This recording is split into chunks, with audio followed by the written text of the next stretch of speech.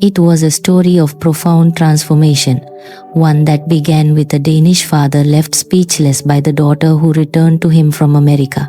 The moment he saw her at the airport, Henrik was at a loss for words. His daughter, Rina, had come home for a visit after a year as an exchange student in the United States. And though their reunion was a warm, joyful embrace after a long separation, the young woman standing before him was a world away from the girl he had sent off.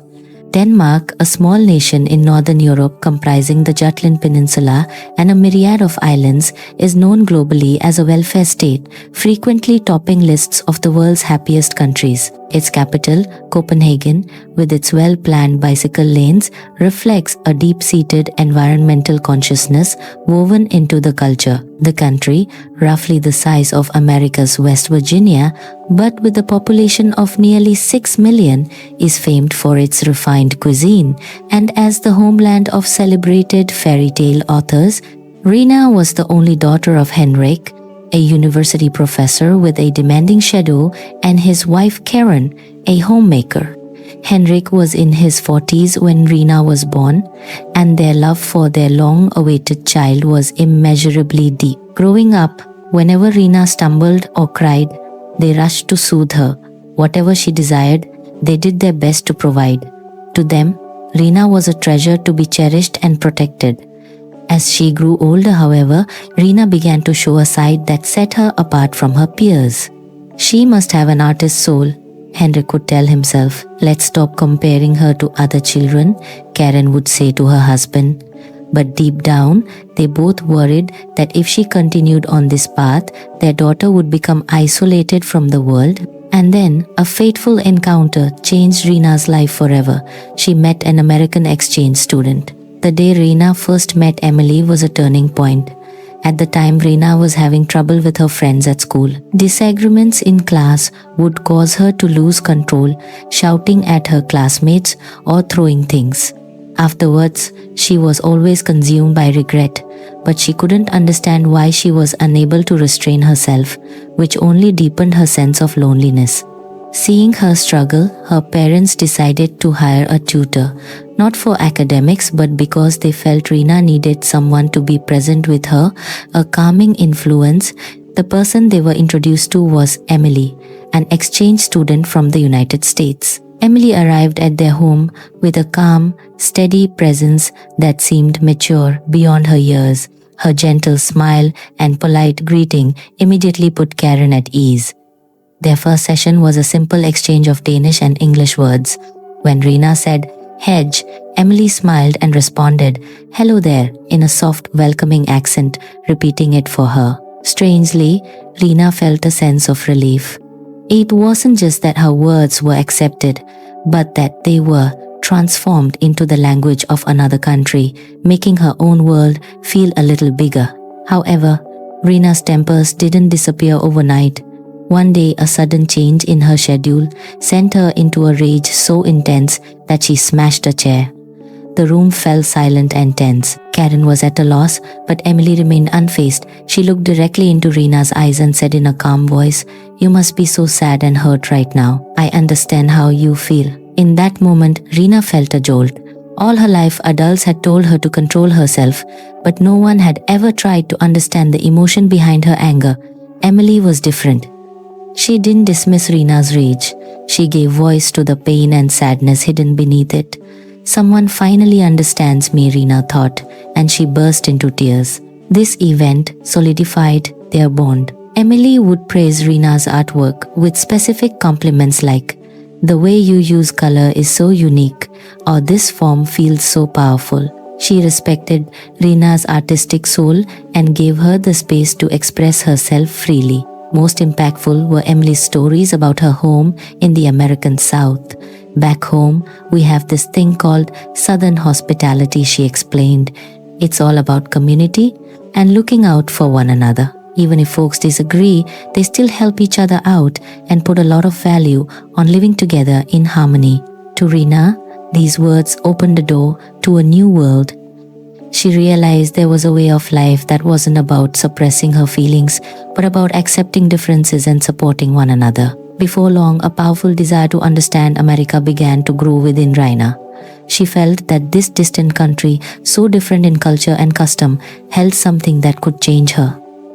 Her parents had no idea, but this friendship was the seed of Rina's momentous decision to become an exchange student in the United States. One evening at the dinner table, Rina made her announcement. "I want to be an exchange student in America." Henrik dropped his fork. Karen was too shocked to speak. After a long silence, Henrik asked gravely, "Rina, are you serious?" She nodded, her eyes filled with unwavering determination. The girl who once screamed and cried seemed like a different person entirely. Karen felt a knot tighten in her stomach. "You'll be all alone in a foreign country?" "The culture is so different," she said, her voice trembling with worry. But Rina looked her mother in the eye and replied calmly, "That's why I want to go. I want to become stronger and learn how to live with that sense of community, like the people there."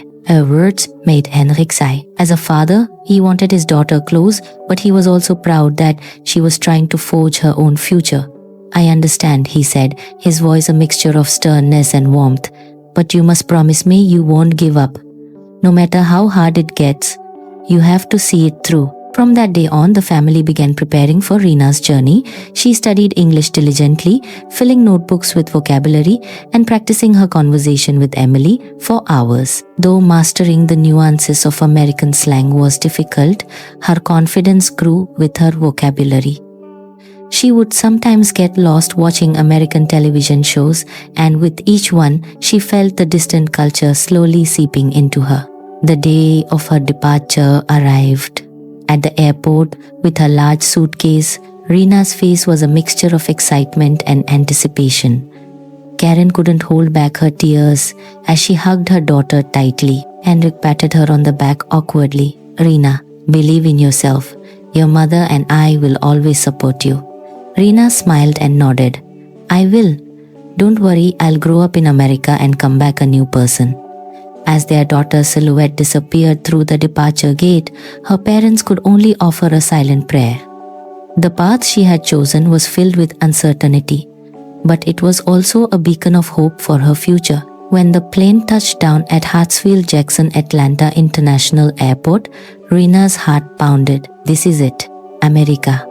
The unfamiliar signs, the bustling crowds, the warm, humid air, everything was new and slightly overwhelming. In her first few weeks, however, she realized that the life she had dreamed of would not be easy. In her classes at the local high school, the teacher spoke with a rapid southern drawl that she could barely understand. The social cliques seemed impenetrable. She didn't get the jokes everyone else laughed at and felt utterly alone. In the cafeteria, she fumbled with the unfamiliar lunch options, so conscious of being watched that she could barely eat. "Can I really do this?" Some nights, she cried into her pillow in her small room with her host family. What saved her was the warmth of her classmates. During an American history class, as she stood frozen, unable to answer a question, a girl named Sarah, sitting next to her, quietly slid her notebook over. "He's asking about the civil rights movement." "It means," she whispered, gently explaining the context. In that moment, Rina felt an incredible warmth. A similar thing happened during preparations for the homecoming parade float. Rina kept messing up her part of the construction, but her classmates just encouraged her. "No worries, let's try it again together." After many after-school sessions, she finally got the hang of it, and for the first time in her life, felt the joy of working as part of a team. In this small American town, community spirit was everywhere. When someone was struggling, others naturally stepped in to help. Even with different opinions, they respected one another. This way of life was a revelation to Rina, who had grown up in isolation, unable to manage her own emotions. At the school's fall festival, Rina was assigned to work at the bake sale booth. At first, she was so nervous her voice trembled, but as her friends cheered her on, joining her in calling out to customers, she slowly began to smile and greet people. When a customer said, "Thank you, honey," Rina felt a thrill of joy. "I can do something useful for others too." As she thought this, she felt the old, lonely girl from Denmark beginning to fade away. Of course, not everything was smooth. She still faced cultural barriers and grew frustrated with misunderstandings. But each time, her friends were there. "It's okay, Rina, just take your time." Their encouragement gave her the strength to keep going, one small step at a time. And as she navigated the challenges of life in America, a profound change began to take root in her soul. From a person who couldn't control her emotions, she was becoming someone who could live happily alongside others. It was the moment the community spirit of America began to blossom in her heart. As Rina settled into her life in America, she had a memorable experience discovering Southern cuisine. One day, Sarah invited Rina to her house for Sunday dinner. On the table was fried chicken, mac and cheese, collard greens and cornbread. The dishes, so unlike anything in Denmark, were laid out in a tempting spread. The first thing she tried was the mac and cheese. The rich, creamy, cheesy flavor made Rina's eyes widen. Egg dishes in Denmark were mostly fried or boiled, but this comforting savory taste was a huge surprise. Next was the fried chicken. The crispy, seasoned skin gave way to juicy meat. Rina was astonished by the flavor. Though it was a food she'd never had back home, how could it feel so satisfying and right? Danish meals often centered on pork, potatoes, and thick gravies. Those flavors were dear to Rina, of course, but she felt that Southern American food was focused on a different kind of balance. Savory, soulful, rich, and comforting, complex, yet harmonious, like a painting with deep, warm tones. Soon after, Rina joined the school's culinary arts club. There, she learned the fundamentals of Southern cooking: frying, baking, stewing, and grilling. The first time she tried to make biscuits from scratch, she was clumsy, working the dough too much and ending up with tough, flat discs. But after practicing many times, her hands grew more skilled and she eventually found joy in the process. Furthermore, when she learned about the art of cake decorating, a staple of Southern celebrations, transforming a simple cake into a floral masterpiece, the artist's soul within Rina was awakened. She was captivated by the idea that food was not just for sustenance, but also a work of art. "Cooking is just like painting," Rina declared, happily piping intricate designs onto cupcakes. For the holidays, the club baked pies and cookies to give to local nursing homes. Shaping gingerbread men and decorating sugar cookies felt like adding color to a canvas. The vibrant array of treats, when placed together, created a picture of pure happiness. When the club's teacher said, "Baking is about putting your love into it," the words resonated deep within Rina. She discovered she could channel the intense emotions inside her into a tangible form through cooking. Her encounter with American cuisine had shown Rina a new path. "I want to make people smile with my food." That small intention became a major driving force in her life. After more than half a year in America, Rina returned home for a brief visit. The moment Henrik and Karen saw her emerge at the airport, they were stunned. The person standing there was no longer the rebellious girl who hurt her friends. She carried herself with grace, her face radiating a calm confidence. Even the way she pulled her suitcase was different. "What have they done to my beloved daughter?" Henrik whispered to himself. A mix of joy, surprise, and a strange sense of loss swirling within him. Karen took her daughter's hand. Its familiar warmth confirmed this was their child. But her poised, mature demeanor was such a dramatic change, it was as if another person inhabited her body. "Rina, you've changed so much, I almost didn't recognize you." Their surprise slowly morphed into a complex feeling. Why couldn't she have been like this with us? The question lingered in their minds. Rina smiled sheepishly and replied, "In America, people treated me with such kindness and community spirit. I wasn't alone anymore." The couple exchanged a look. They had never imagined that life in America could change their daughter so profoundly. As he listened to Rina's stories, Henrik noticed the strength in her eyes. The daughter who once exploded because she couldn't control herself could now speak calmly about her feelings. That change was the most incredible thing of all. Rina recounted her life in America. The academic struggles, her friendships, the joy of school activities and festivals, and her discovery of food. Every story reflected her growth. In America, we didn't have to all be the same. What mattered was helping each other, even with our differences. Emily taught me that community spirit was always there. Hearing those words, Henrik felt a sting in his eyes. Community spirit, a concept so different from their Danish culture, but he realized it was what had saved and nurtured his daughter. Karen went to the kitchen to make frikadeller, Danish meatballs, a dish she hadn't made for Rina in a long time. As she placed the crispy meatballs next to a sweet and sour red cabbage salad, she asked Rina, "How does it feel to eat Danish food after so long? Do you like American food better now?" Rina smiled and shook her head. "I love them both. Danish food is my heritage, but American food is my new challenge and passion. I think I need both to be me." Her words brought tears to Karen's eyes. The family was reunited, celebrating Rina's transformation, but there was also a small worry.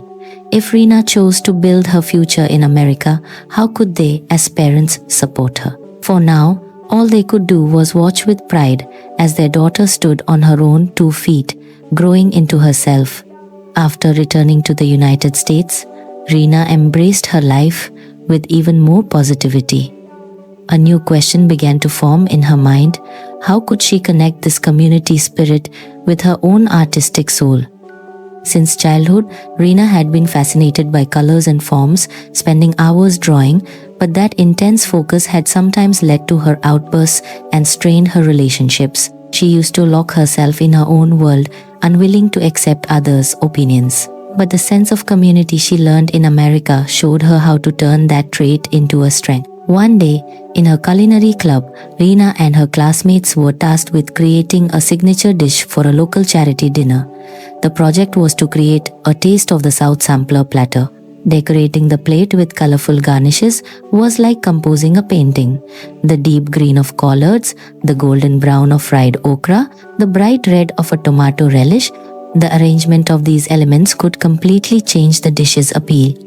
Rina eagerly arranged them creatively, but the Rina of the past would have insisted that her way was the only right way. This time was different. "I think if we place the fried okra here, the colors will pop more. What do you all think?" she asked her group. When Sarah suggested maybe a sprinkle of paprika on the deviled egg would make it look even better, Rina nodded happily.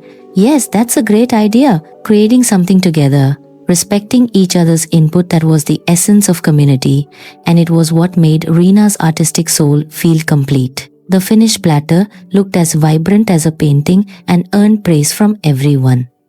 That night, Rina wrote in her journal, "My intensity isn't a weakness. By finding a community, I've learned to turn it into a strength. From now on, whether it's with food or painting, I want to create things that make people smile. But the foundation of that expression must always be a heart that is ready to help and share." Finally, on a weekend, the club had the opportunity to serve their baked goods at a community event. Rina felt nervous, but she personally handed out the picantassis and red velvet cupcakes they had made. "These are too beautiful to eat." The moment she heard those words, a warm light filled her heart. Her passion and intensity, which had once destroyed friendships, had now become a power to make someone smile. That night, Rina opened her journal. "I want to connect with people through art and food, and I want to spread the community spirit I found in America to the rest of the world." As she wrote, she remembered her father's words, "No matter how hard it gets, don't give up." That promise remained her anchor. Ultimately, the time came to think about her future. As graduation approached, Rina made her decision without hesitation. "I want to seriously study American cuisine." When she announced her plan to apply to a culinary school, Karen was both excited and proud. Henrik was silent for a moment, then gave a firm nod. "Rina, if that is the path you've chosen, I will support you completely." It was the resolve of a father who trusted his daughter to step into the world as an adult. On graduation day, Rina gave a thank you speech to her friends in fluent English. She shared with heartfelt sincerity that without Emily, she would never have made it, and that thanks to the support of her friends, she had learned the true meaning of community. After the ceremony, Sarah ran up and hugged her. "Rena, we'll be friends forever." Rena nodded, her eyes filling with tears. On the flight back to Denmark, as she watched the American landscape recede from her window, Rena made a promise to herself. "I will connect the world with art and food, with community always in my heart." Her dream was to become a bridge between Denmark and America. She wanted to fuse the techniques of American cooking with her artistic sensibilities and ultimately share the heart of that community spirit with people all over the world. Her parents, waiting at the airport, had tears in their eyes when they saw their daughter return. "Welcome home, Rena." Hearing their welcome, she whispered from the bottom of her heart, "Thank you." Rena's dream was just beginning. The girl who once only knew how to cry and rage had found a sense of community and turned her artistic soul into her greatest strength. Her journey of growth was about to expand onto the world stage. This homecoming was entirely different. Rena was no longer a lost girl, but a young woman who had found her calling. The bedroom that was once her refuge from the world was now her creative laboratory. The bare walls were decorated with sketches of Danish-American fusion dishes. Henrik and Karen watched their daughter's transformation with awe and joy. Every week, Rena would take over the kitchen, creating new dishes for them to try. She made smørrebrød, Danish open-faced sandwiches, but topped them with southern pulled pork, a fricadelle seasoned with Cajun spices, served with a tangy mustard-based BBQ sauce instead of the traditional cream gravy. "This is incredible," Henrik exclaimed after tasting the smørrebrød. "It's both familiar and completely new." Rena beamed. "I just want to try and connect the two things I love." The community spirit she learned in America hadn't faded.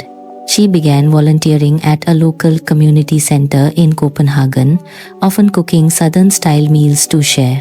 She did it not to show off, but because she wanted to see others smile and bring them comfort, just as Sarah's family had once done for her.